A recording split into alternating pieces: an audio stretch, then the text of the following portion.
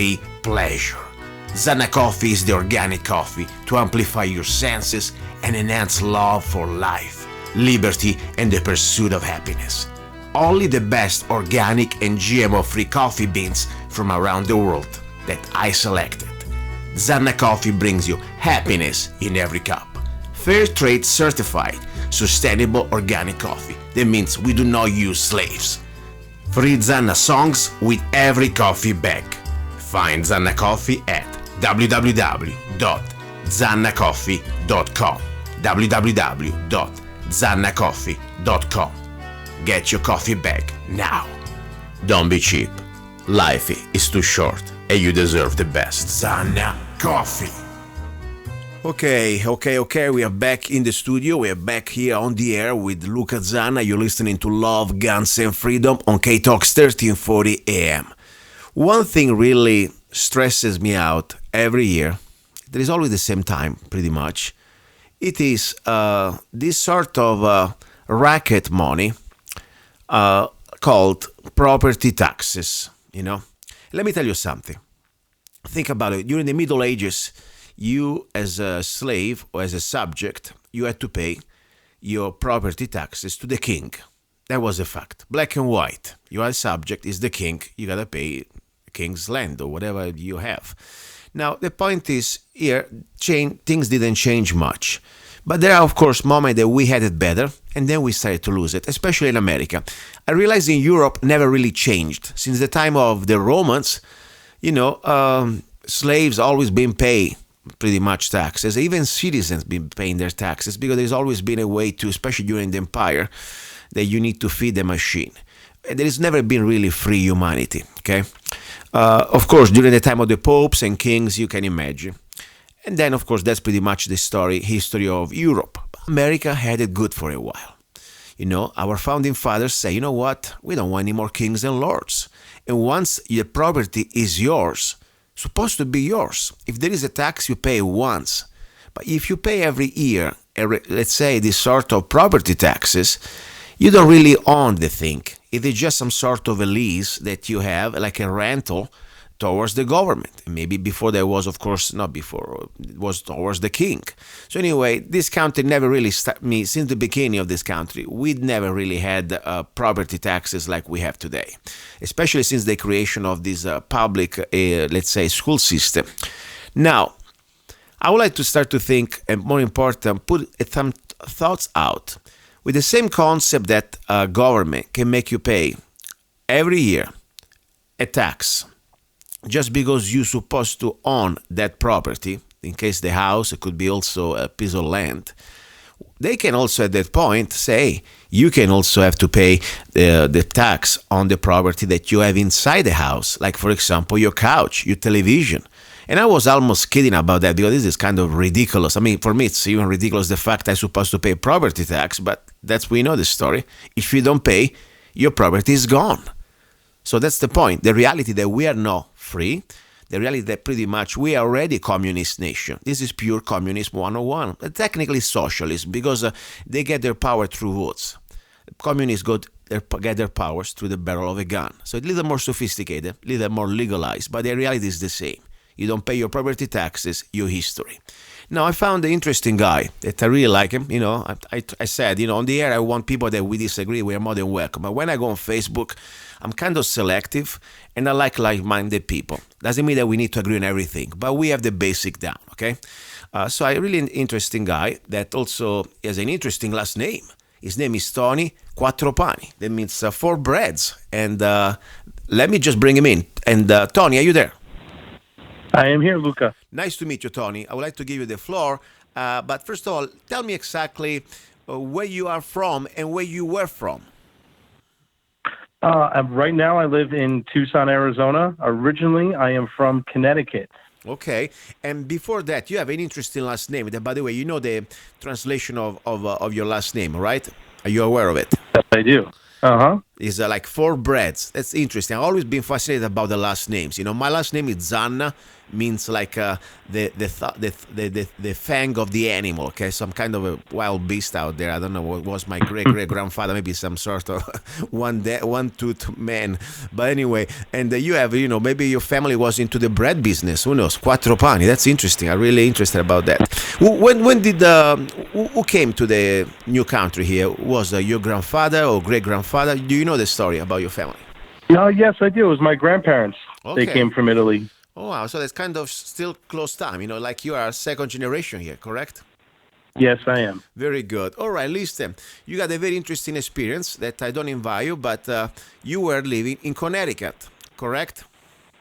That is correct. Tell us a little bit, because, here in Arizona, I'm complaining just the fact that I had to pay property taxes on the land or on my home. That's already something I hate it. And that made me feel sick every time. But tell us a little bit more about, to feel better, how bad things are in Connecticut, or at least how bad were when you were there. Maybe now they got worse. I don't know. Go ahead. They're much worse now. Wow. I was there. I left in 1997, and eventually made my way to Arizona in 1999. But while I was there, the tax assessor would come around to your property every so many years and check the condition of your house and find things in your home to purposely raise your property taxes. Wow. So if you had built a shed in the backyard that was a certain size, they could raise your property taxes. If you had put in new windows in your home, they could raise property taxes. Oh my God. If you had new cabinetry or you redid the basement and made it a living space, anything that you did to your home, they wanted to come in and see so they could raise property taxes. Question. They can come pretty much as their pleasure, or they have to have a warrant? I'm just curious. No, they did not have a warrant. They would just basically show up one day and knock on your door to see if anybody was home. Wow. And most people would let them in. They're of the mindset that it was okay. Wow. You let the tax guy in. I don't remember anyone ever saying no or complaining.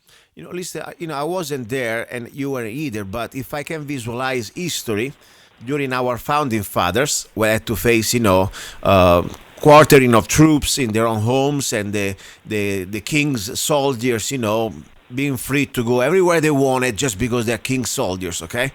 I mean, I don't see much difference since then till the time that you were in Connecticut. Am I right or wrong? Am I too extreme about it? No, I think you're completely right about that, Luca. I mean... Yeah, and it's become acceptable, and it's not supposed to be acceptable. I mean, the basic are the basic. We were talking today before, just a few minutes ago, with this lady from Pennsylvania about this stop and frisk, that the last few years, not just today, but the last 20, 30 years in the East Coast, in the big cities, the police departments, they think they have the authority to pretty much pee over the Constitution, the Bill of Rights, in this case the Fourth Amendment, and just because they feel like it, they can stop you, ask you questions. As I say, you can ask me questions, that's fine. I don't need to answer to you. But when you start to put your hands on me without any type of probable cause or warrant, we have a problem, in my opinion. So right now I see the same trend in Connecticut also when it comes down to your residence, to your home.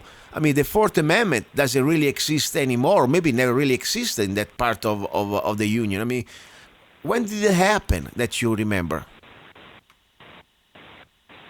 Oh, when did it happen in Connecticut, when they started coming into your house? Yeah, maybe since the time of the kings, never really left. I mean, what happened there? It's very amazing. Yeah, I don't really know when it started. I mean, I remember it my whole life living there. Wow. My grandfather, he was the head state tax examiner of the state of Connecticut. Wow.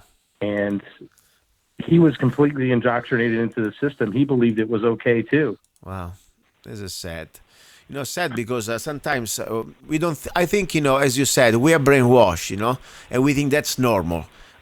This country, and I tell you because I was born in another part of the world, and I see the difference, at least on paper, what's supposed to be, what used to be, and what is still in Europe.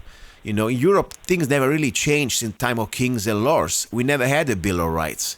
We never had the First Amendment, Second Amendment, Third Amendment, Fourth Amendment. Here, somebody before us fought and died and bled to give us something that all we had to do was to preserve it. We didn't have to go to fight after them. They already fought the battles. They already fought the war.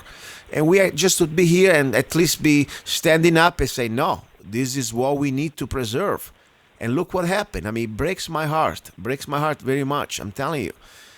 So at least all I know that though one thing we must do, in my opinion, at least we should do. I don't want to say must. I don't speak for others. We should at least start to have one moment of thinking and stop just going with the flow, using our own brain, and start to say, are we really free?